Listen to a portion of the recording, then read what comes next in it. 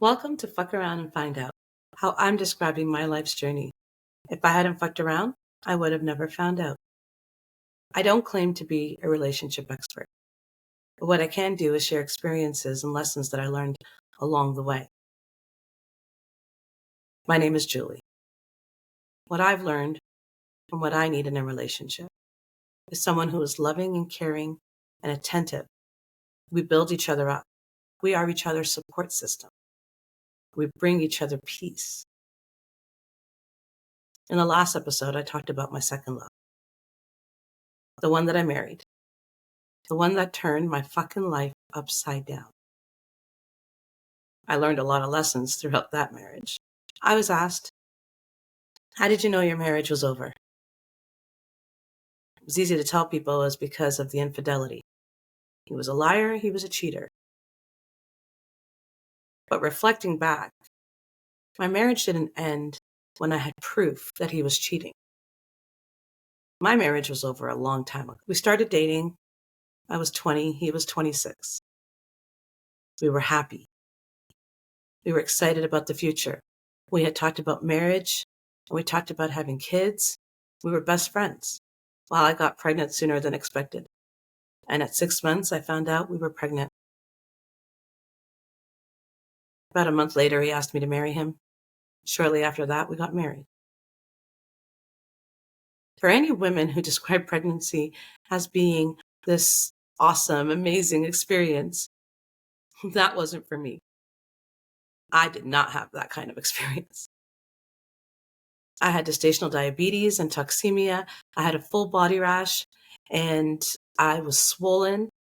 I was sick every day from beginning of my pregnancy right up to the end, every day, all day. It was not a fun experience. But I had a loving, caring partner by my side, one who made sure that I was eating and getting enough rest, one that was worried and concerned, the one that went with me to every single doctor's appointment and wouldn't miss it. These were good times. Although the pregnancy was a hard one, we were having fun. We were connected. We communicated. I had enough of the cheating.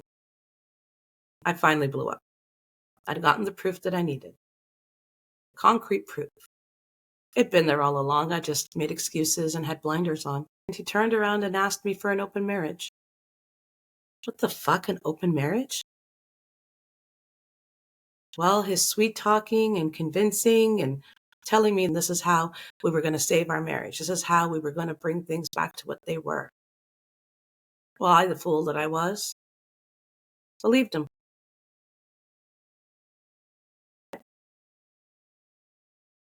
Really thought about it. And I thought, well, I've been trying to save my marriage for years.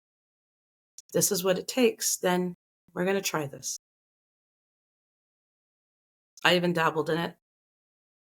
I'll explain that all in another episode when I talk about the open marriage. But what I can tell you is it wasn't for me. I couldn't do it. I didn't want to be part of an open marriage. To think that your husband is out sleeping with women and spending weekends outside your home when he should be laying in bed with you, it brought a lot of heartache, a lot of tears. I was lost and confused. I knew it wasn't for me. I needed a man who needed and wanted just me, because I only need and want one man. I went through years of making so many excuses, walking with blinders on, praying to God that things would get better. By emergency C-section, I gave birth to a 9-pound, beautiful baby girl. Things were great. We were on cloud 9. He helped with the diaper changings and the feedings, and he was such an attentive father. Things were good then. Things started to change in our relationship. He was a phenomenal father. Not such a good husband. Every time we argued, I would come out of that argument feeling lost and confused, second-guessing, not sure of what just happened. I was losing myself. I was losing my voice. I'm not the type of person who likes to argue. I'll stand out for myself now, but I didn't back then. Little by little, just got harder to do, so I stopped doing it. I stopped arguing. When did I first suspect him of cheating? I got a call from my mother-in-law that said Papa had passed away. That was my husband's grandfather, a really important role model in his life. But he hadn't called me at work to tell me that his grandfather had passed. I thought, well, he must be in a lot of pain. I packed up my stuff and went home as quickly as I could. And when I came in, he was in the kitchen. And the only thing he could say to me was, "Why are you here?" "Because you're my husband. Your grandfather passed away. I'm your support system."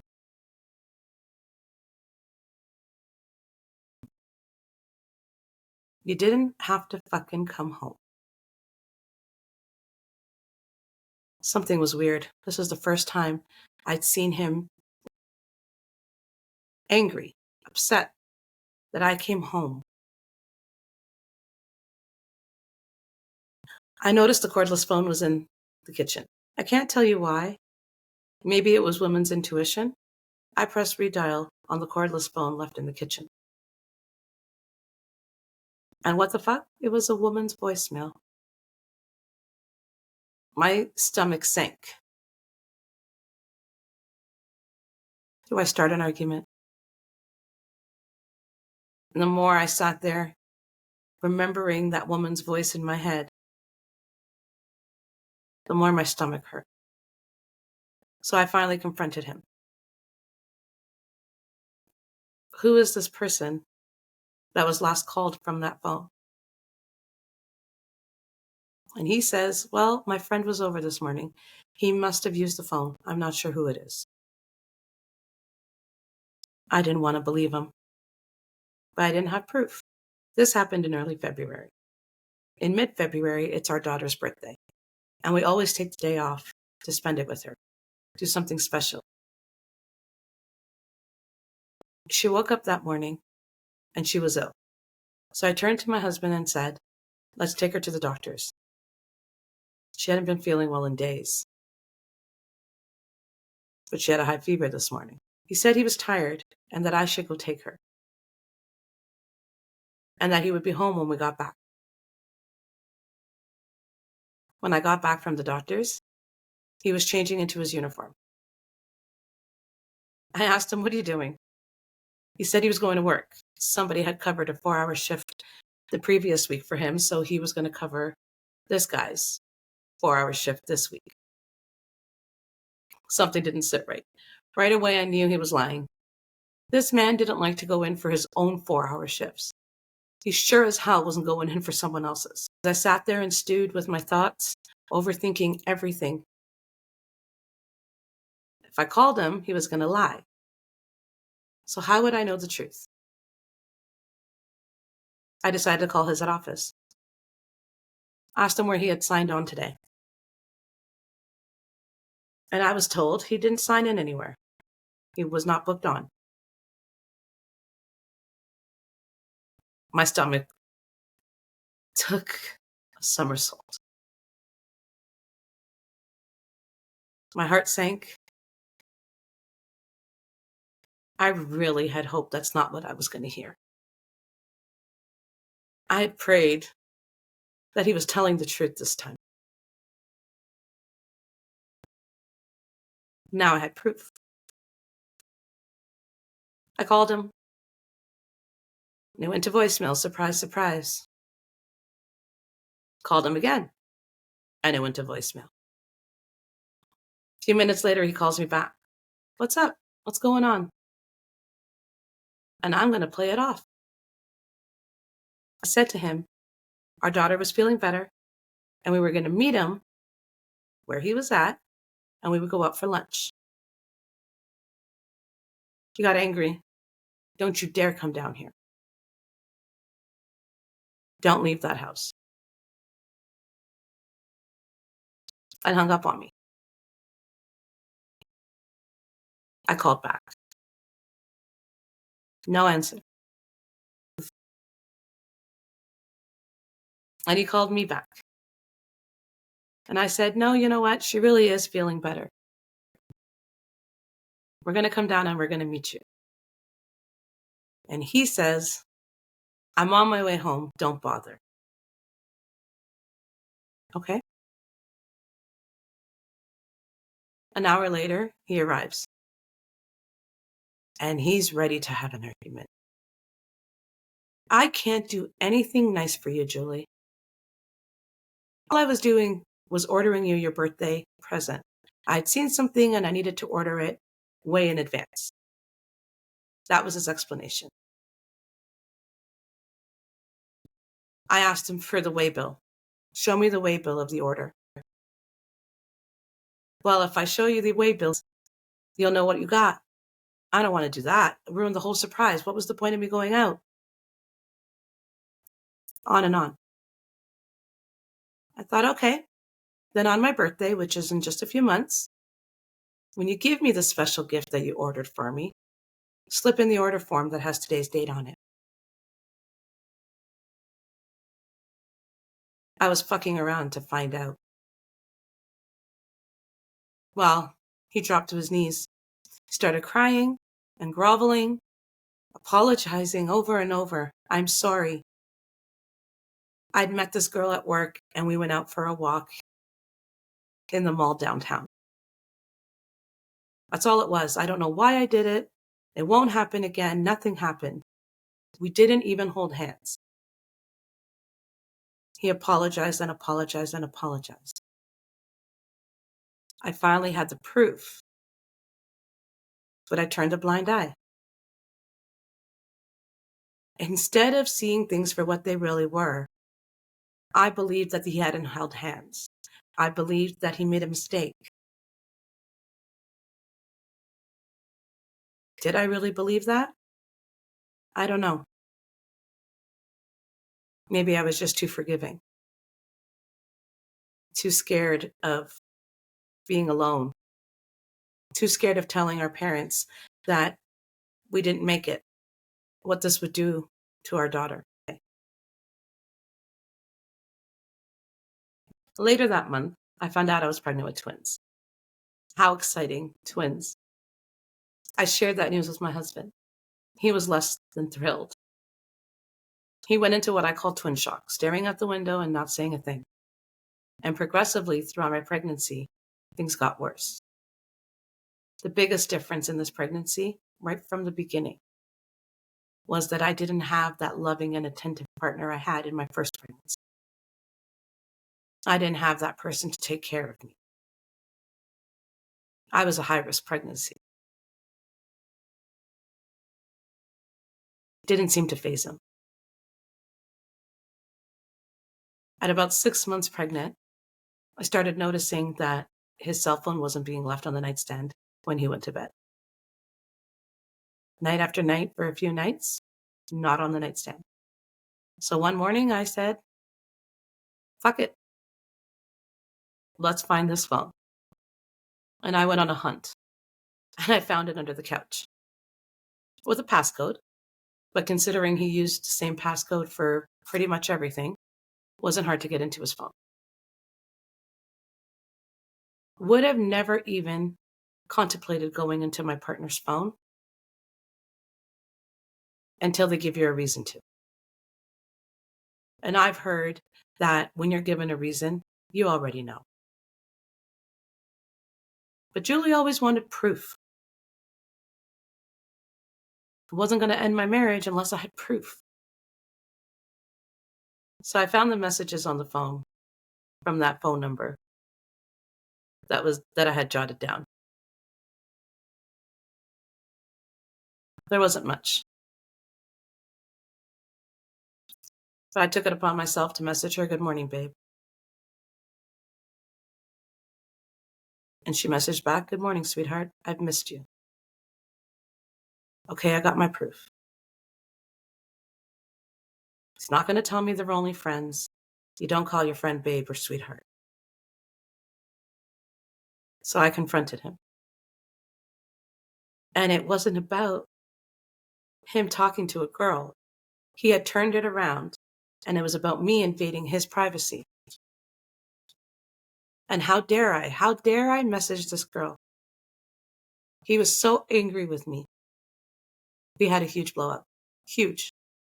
And he decided that he needed to move out for a while. He was going to stay with a friend. He needed a break. He left at home a high-risk pregnancy wife, 6 months pregnant, and a 5-year-old daughter. He needed his time. I thought maybe this is good for us. I was scared, didn't know how I was going to do it, but I'd figure it out. Shortly after that, I was put on bed rest. I was tired. I was exhausted. I was ill. He was nowhere to be found. My 5-year-old is the one who tried to take care of me. When I get leg cramps, she'd say, "Mommy, let me rub your legs," and karate chop the shit out of them. One morning, she says, "Can I make breakfast?" Of course, baby girl. And she had toasted bread, put jam on it, brought it into the bedroom. She was so proud. We were going to have breakfast in bed that morning. And we did. And we did the next day as well. But both days we got violently ill. Well, on that second day, I had to get up. I had to tidy up the kitchen and fix her dinner. I wasn't doing a lot, but I was doing the minimal to get by. And as I tidied up the kitchen and I moved the loaf of bread, I noticed it was covered in blue mold. My poor little girl didn't know what that was. I felt like a failure. I should have been supervising. I should have been checking. I should have been getting in the kitchen more. I couldn't. I was tired. Mentally, emotionally, physically drained. Wasn't even supposed to be out of bed. I knew I needed help. I couldn't do this. This couldn't happen again. So I called my mom. Told her I was on bed rest and that I needed some help. She assumed that my husband was at work.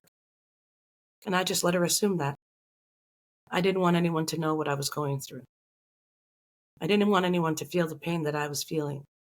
I didn't want anyone to get angry with him because we were still going to save this marriage. I really thought things were going to get better, that we were going to make this work. Excuse after excuse, Julie. I wanted my marriage to work. I know now that that's when my marriage should have ended. When he came back from staying at his friend's house, he apologized. I never knew what gaslighting was. I know now that's what was happening to me. Everything was turned around to be my fault. He played on my insecurities. So it was easier to forgive or forget what had happened, what was going on. He wouldn't admit his faults anyways. And I really wanted this to work. I'd figure out a way. People talk about expectations.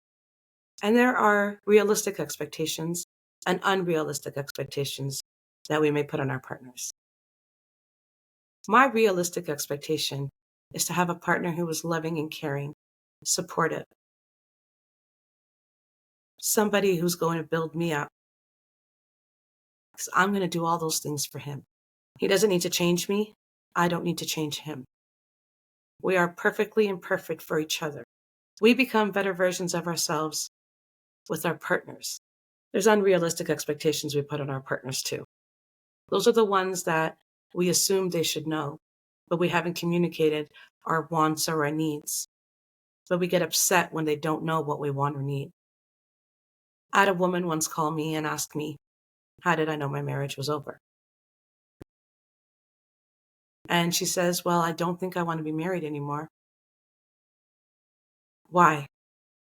She goes, because he doesn't understand me. He doesn't know how to treat me. And she goes on to tell me a story about how she was sick. And she had told her husband that she was going to lay in bed. And he stayed out in the living room playing with their son. She was mad. She said he didn't check on her. He needed to check on her. And I said, well, did you look at it through his point of view? He was in the living room playing with your son. Maybe he thought this was the best thing to do and let you rest. Did you explain to him that you needed him to come check on you? That you need that kind of attention? She said, no. I said, well, that's an unrealistic expectation that we're putting on a partner, because they may be doing what they think is the right thing. And if you haven't communicated your needs and wants, then how are they supposed to know? What I can tell you is I've learned that one of the most important things in a relationship is communication. Open, honest communication. I know now there was nothing that I was ever going to do to save my marriage. I was being delusional. The problem wasn't me. I know that now. That was part of me finding out my self-worth. In the separation, my husband turned to me and said, I only married you because your mother wanted me to. Well, that was a blow. You really didn't want to marry me? So all those conversations we had had, all that excitement, it wasn't true, it was fantasy. I started to spiral. And then he says to me, I was never in love with you. You're my best friend and I love you, but I wasn't in love with you. He goes, he realized now that had he been in love with me, he wouldn't have been such a shitty husband. I didn't know why he was telling me this. And normally I would have overthunk it. But it really didn't matter. The marriage was over. I was finally going to get the divorce. It was all behind me now. Coming out of this divorce and doing a lot of self-healing and self-reflecting, I realized I was stronger than I gave myself credit for. I now know my worth. I know what my needs and wants are. We all experience pain and heartache, devastation. In one way or in one shape or form, we've all gone through shit. Our stories might be different. The experiences might be different, but those feelings we had were real. And that's why I share my story. I share my story because this girl is finding herself. This girl has come a long way. This girl can give herself credit. This girl knows her worth. This girl is finding out who she really is. I read this somewhere. The author is unknown. It's called Walk Away. Walk away from people who put you down. Walk away from fights that will never be resolved. Walk away from trying to please people who will never see your worth. The more you walk away from the things that poison your soul, the healthier you will be. If you want to continue fucking around and finding out, hit the like button, hit the subscribe, and catch my next episode. Have a good one.